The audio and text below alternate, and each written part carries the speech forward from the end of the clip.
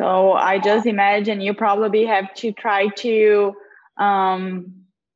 recognize patterns and try to see which technique would probably work best on the situation, or try a couple of them, or do something like that. And then with experience over the years, you kind of like have this feeling what's going to work best with this patient and the other.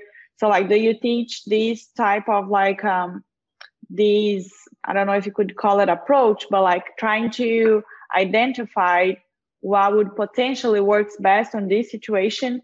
Or you just kind of like go and test everything and see what works? Yeah, the answer to that question takes about 2 days to answer. So the answer to that is that there are clinical patterns. And so a disc problem and a capsule problem and a facet problem and a ligament problem and a muscle tendon problem, they fit a pattern. So you have to go out into the tissue to find enough comparable signs to fit a pattern. So if you're trained to think everything is a facet problem or everything is a muscle tendon problem, that's kind of what you're going to see.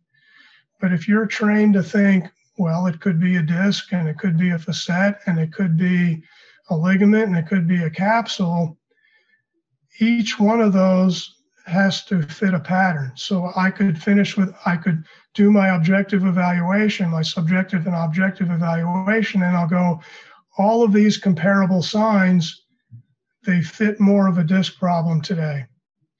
And now it looks more like of a facet problem and less of a disc problem. So the comparable signs guide my treatment. I'm always thinking in terms of tissue diagnosis because I want to help the patient say, I think this is what it is. Because when you go to a doctor, you ask the doctor, what is it? And I like to be able to tell my patients, I think it's a disc problem. I think it's a facet. I think it's a capsule. I think it's a muscle tendon because I found this, this, this, this, and this. So we're going to treat these. And then when these get better and you still have symptoms, we're going to look, maybe it's another problem with another tissue. We'll treat those too. But one of the biggest problems I found in my career is that no one could tell me what the problem was. And so I was always in the dark about what it was.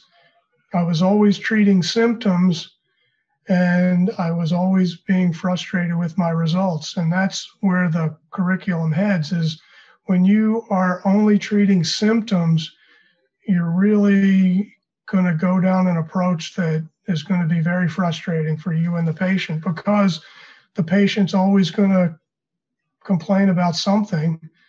And if you're going with subjective complaints, you're going to get lost. You have to go with objective findings.